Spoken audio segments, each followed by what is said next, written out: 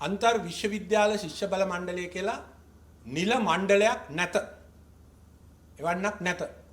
තියෙන්නේ ඒ විශ්වවිද්‍යාලවල මහා ශිෂ්‍ය සංගම් පමණකි.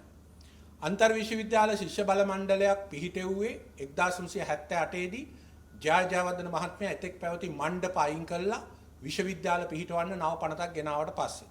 පසු ඔහු ශිෂ්‍ය සභාව අහෝසි කළාට පස්සේ 1983 තහනම් කළා. අපට සිද්ධ වුණා ඒ කාලේ නිල නොවන මට්ටමින් ශිෂ්‍ය ක්‍රියාකාරී කමිටු හදන්න. ඔය අද ගිහින් තියෙන කණ්ඩායම තැන් තැන්වල මහා ශිෂ්‍ය සංගම් වල බලය අරගෙන තමන් විසින් පැලවත්තේදී අටවගත්ත එකක්. දැන් මොකද්ද මේ කළා තියෙන්නේ? කාටද මේ අභියෝග කළා තියෙන්නේ?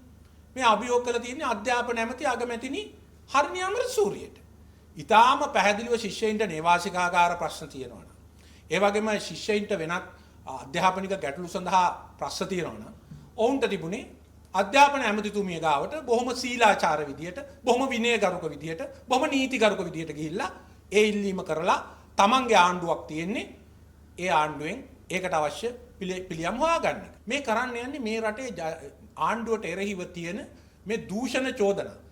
විශේෂයෙන්ම භාණ්ඩාගාරයේ මංකොල්ලේ, ගල්ලඟුරු චෝදනාව, ඩීසල් වලින් වංචා කිරීම සහ අනිකුත් විශාල අක්‍රමිකතා, දිට්ඨා සුළුකුණාටුවේ කිසිම ගොඩනැගීමක් නොකර රටපත් වෙලා තියෙන ඛේදවාචක, රටේ කිසිම සංවර්ධනයක් නොමැති වීම, රුපියල බාල්දු වෙලා රට එන්නෙම ණයගැති වීමගේ ප්‍රශ්න ගොඩක රට.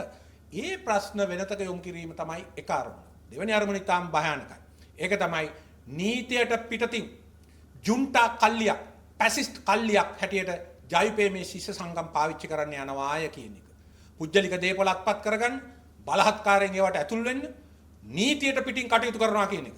ජනාධිපතිතුමා නිකන් ගිය තැන කියනවා, අධිකරණ ඇමති ගිය තැන කියනවා, පොලිස් ඇමති ගිය තැන කියනවා, නීතියට උඩින් කවුරුත් නැහැ කියලා. දැන් මේ ගිහින් තියෙන නීතියට උඩින්ද පහලින්ද?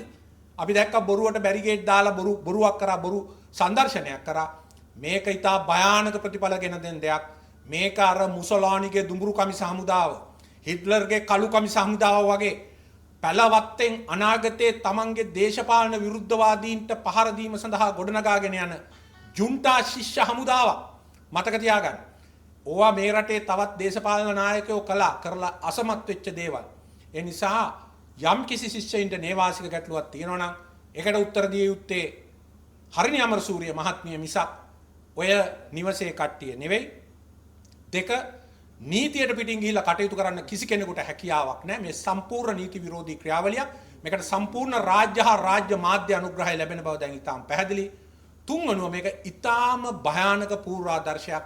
ඉදිරි කාලේදී අර මුසොලානිගේ පැසිස්ට් කල්ලිය වගේ, හිට්ලර්ගේ නාසි කල්ලිය වගේ, අනුර කුමාර දිසානායක හා ටිල්වින්ගේ මේ නීති විරෝධී ජුන්ටා කල්ලි ඉදිරි කාලයේදී බලහත්කාරය පාන්න සූදානම් නීතියට පිටින් කියන එක තමයි. ඒ නිසා ප්‍රජාතන්ත්‍රවාදී අගේන මාලිමාවේ හැමතැනම ඉන්න ප්‍රජාතන්ත්‍රවාදීන්ට අපි කියනවා නීතියට පිටින් කරගෙන යන මේ මැදිහත් වීම, මේ බලහත්කාරකම්, මේ ප්‍රචණ්ඩත්වයට එරෙහිව නැගිටින්න කියලා.